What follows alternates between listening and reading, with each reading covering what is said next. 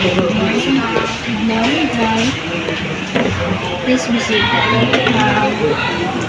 Unsay ngalan mo dahil? Ako rin si Ayon Shalampang, Pila imong edad? 19 years old, Aha kagapuyo. sa Balubuhan, Rizal, ma'am. Unsay problema nimo dahil?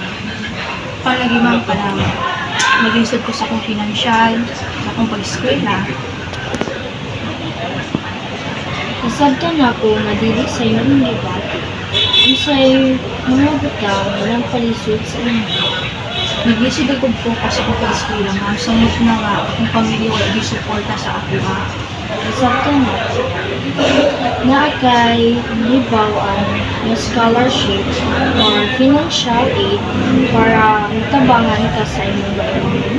Na pero nag-base man sila sa grado ko, hindi ko na ko kaya makapit, ma'am. Naa kay abilidad o kapasidad. Daghan pud og pamaagi para sa imong financial problem. Pwede ka mag-apply og scholarship or mamita kag part-time job. And then, naa po'y mga organisasyon nga mutabang sa estudyante like Unifast. Naka-apply na ba? Ako, ma'am, nag-apply man, pero di man siya enough na mo as a college student. Ako lang natambag nimo magpabilin kang maligom para sa imong pamilya, not just para sa imong pamilya, but also para sa imong future. Kay walay problema na dili masulbad basta maning kamot ug mosalig sa atong Ginoo.